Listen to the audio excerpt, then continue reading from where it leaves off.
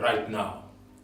And if you are young people born in Africa, there are so many challenges, but with boldness and courage, you can overcome. I don't know where you are. Maybe you are in the ghettos and you are still wondering how you're going to make it at the end of the day. Maybe you are in the street corners trying to make the end meet. And maybe you are a graduate from the university and still you do not have a job. You do not have something to do. And you're wondering, how are you going to juggle the expectations? Your own expectations, the expectations of your family, but also of your society. In Africa, there are so many challenges facing young people today. Number one is unemployment. There is a very high rate of unemployment in Africa. We can see 60% unemployment rate. People graduate from the university and they can't find a job. It is difficult, it is hard. Unemployment is like a monster seeking to eat you alive. But with boldness and perseverance, you can overcome. And also we have limited access to high-tech education. We have education, but we do not have skills. We do not even have the ability to employ ourselves. These are some of the challenges that we are facing today. The mismatch of skills. While our colleagues in other parts of the world, they are making it happen, for us it is difficult. Even the environment back home, when you want to open up a business, there are a lot of challenges, a lot of taxes, a lot of procedures and bureaucratic processes to follow in order to have a business. But also think about diseases. Young people in Africa die younger than they were supposed to die. Our grandparents, our mothers, they died old. But today, due to diseases, young people die in their youthful age. And then we have limited access to capital. We have young people, they have fantastic ideas. They want to liberate themselves and liberate their families, but still they cannot access capitals. These are some of the challenges that we are facing in Africa. And some Africans have started to think running away from this precious continent to go to other parts of the world. As you are thinking that way, I'm not blaming you. I know there are reasons, a lot of them, the reason why you want to move outside this continent. But I want you to remember the ideas and the words of our Mzee Ngugi wa Thiong'o in his book, Decolonizing the Mind, and in his book, The River Between. There's a very good advice from that book, from Chege writing, advising his son Wayaki. He's telling Wayaki, learn all the wisdom of a white man. Learn all the skills of a white man, but don't follow their vices. If you get chance to go outside Africa, go and learn the magic of the white man. Go learn the magic of Arab man, of Chinese. Equip yourself with information knowledge so that you may be able to conquer these challenges which are ahead of you. Learn the magic of other people from other civilizations. I'm talking about education. Why are they achieving and why are we not achieving? But also remember the words of James Kwegri Aggrey, the great teacher who taught the great Kwame Nkrumah, the Osagifo, the redeemer of the people. This was the great African teacher who taught Nnamdi Azikiwe, and James Kwegri Aggrey once said, many of the African people who get educated don't work, but they take to drink. We see white people drinking, so we think we must drink too. We imitate the weaknesses of white people, but not their greatness. We won't imitate a white man working hard. We imitate their weaknesses. We have borrowed this culture as young people. We are imitating the weaknesses of white men and women, but we are not imitating their strengths. We see them drinking, we also drink. We see them watching and enjoying football. We also spend a lot of time, young people, enjoying ourselves. The music, the entertainment is overwhelming. We are celebrating while we are in pain. We are celebrating while we have nothing to do. We have no food on the table. We are not sure about our future. But we are imitating the weaknesses of white men. Why can't we imitate their strengths? Working hard, learning, and discovering more and more. Let us be on the ground to win this time round. The laws of the jungle are still applicable. Survival of the fittest and the dying of the least suitable. Tuamke vijana wa Afrika. Tulipeleke bara la Afrika sehemu inayostahili. We are the leaders of today and the leaders of tomorrow. Let us act now. We will take charge of this mother continent. We will take charge of businesses. We will run institutions because we are not the children of a lesser God. Remember the words of Chinua Achebe. In his book, Things Fall Apart. Anaandika kwa vijana, anawaandikia vijana, writing to the youth of Africa, where are the young suckers that will grow when the old banana tree dies? We are the young suckers. The young people of West Africa, you are the young suckers that will grow. The new Kwame Nkrumah, the new Nelson Mandela, the new Amilcar Cabral. Wake up from your slumber land and open your eyes wide. The land is waiting for you. Africa is waiting for you. You are the next Joshua to take this continent to the next level. And Chinua Achebe, in his book, Things Fall Apart, continue to say, I fear for you young people because you do not understand how strong is the bond of kinship. You do not know what it is to speak with one voice. As young people, we are divided. It is the young people of Africa who are fighting themselves. We are fighting each other. And also remember a Swahili proverb, mafahali wawili wapiganapo, ziumiazo ni nyasi. When two elephants are fighting, it is the grasses that suffers and suffers the most. It is our old people who are making us to fight. But let us remember, supporting one another. Let us remember the words of Chinua Achebe, so that we may become the new suckers that will grow when the old banana tree dies. In Africa, there are a lot of challenges, but also Africa is full of opportunities. Look around and see how vast this continent is.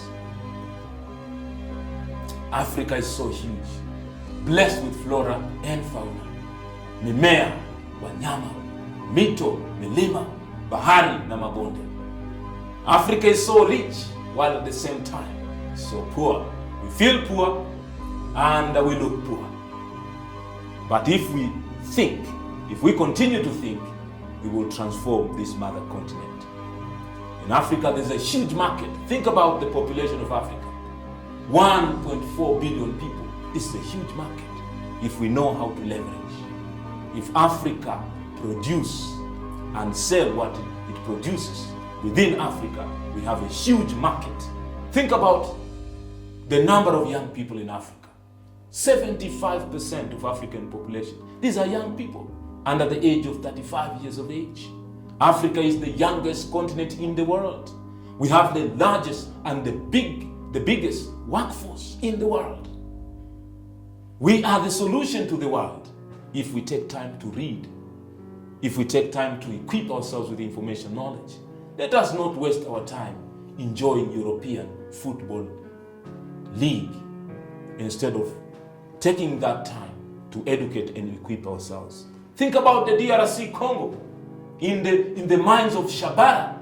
Shabara is the mines where all the cobalt used to power these electric charges, battery, the smartphones, the computers. Electric vehicles are almost impossible without the mines from Shabara in DRC Congo. Can we start to use these minerals for our own advantages? Let us start thinking as young people how we are going to take the lead and to take Africa to the next level. We are the continent that received the highest amount of solar radiation. It means we can harness solar power and solar energy. We can have access to electricity if we put our minds into work. I see young people striving in technology in West Africa, in Nigeria in particular, in South Africa, in Kenya. Young people are coming together in their numbers and they are utilizing the power of technology. Think about 67%. We have the arable land in Africa, 67%. And it is not cultivated. The Chinese, they have only 7% of the world arable land. But they know how to till their land through the use of technology, science and technology. They have revolutionized agriculture through green revolution. So this huge land is waiting for us.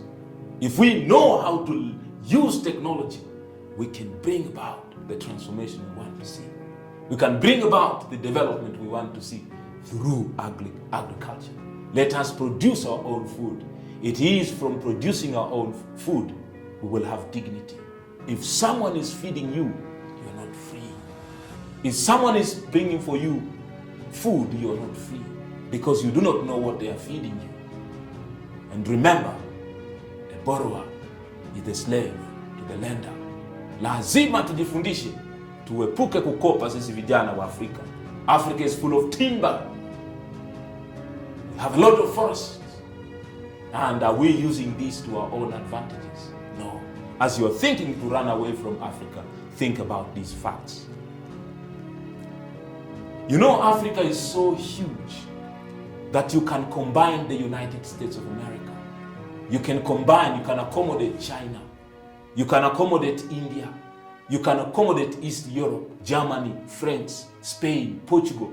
Put them together. They fit in the size of the African continent. So big, so huge, and yet we are running away. Africa is 4 times bigger than the great United States of America.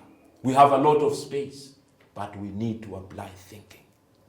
As the Western philosopher René Descartes said, I think therefore I am, cogito ergo sum. We must think. Lazima tuwe wafikirifu. Vijana ni fikra mkururo zenye zanda za ukuu.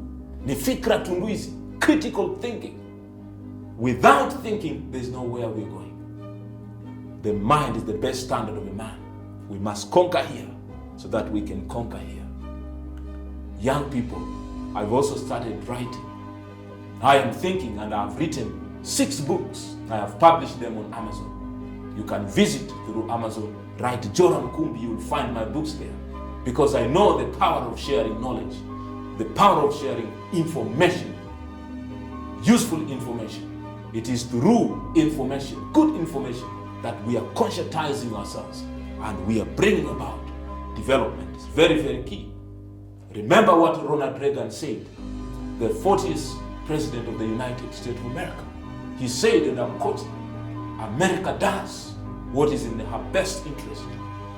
And I dare to say, even the Arabs do what is in their best interest. Right now, my dear brothers and sisters in Africa, the Arabs have come together. They are thus diversifying their economy. They have created United Arab Emirates, Sharjah Safari Park. This is the biggest safari park outside Africa. They are bringing Africa to the wilderness. And Sharjah Safari Park, it has more than 50 animals, you can imagine.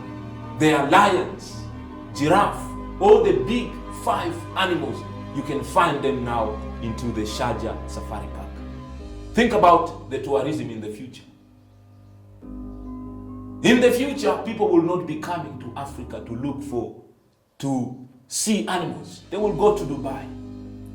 Dubai has more than 100,000 trees. They have taken these trees from Africa. So you can visit Africa while you're still in Dubai, while you're still in United Arab Emirates. Think about that. And I'm telling you, in the future, these people are going even to create mountains. They will create mountains because it takes understanding and knowledge and the financial power to make the impossible things possible. They even have the rare animals in the world. They have them. You go to United Arab Emirates Sharjah Safari Park. Go and look on this Sharjah Safari Park on YouTube. You will be surprised. They are killing the tourism sector in Africa if we are not thinking, if we are not planning, if we don't have the progressive thinking. We are losing even today. Dubai Safari Park. Dubai also, they have the Safari Park. They say, come to Dubai and you will have the African experience. Come to United Arab Emirates and you will have the African experience. Before you think of running away from Africa, it is not all that is glittering outside is gold. Si kila king'acho ni dhahabu. Even in the United States of America, they have their own challenges. Even in the great UK, they have their own challenges. I want to share with you the words that Hillary Clinton spoke in 2015 when she was addressing Columbia University. And she said these words, and I would love to quote. It is a stark fact that the United States of America, less than 5% of the world's population, yet we have almost 25% of the world's total prison population. So America has 25% of all the inmate in the world. And also listening to the words of Oman Chattel when he was addressing Oxford University in 2019, he had this to say: the population of black people in prison in the United States of America are more than the total population of black people in Djibouti or Equatorial Guinea. Think about it. America has the largest number of inmates. These are their challenges.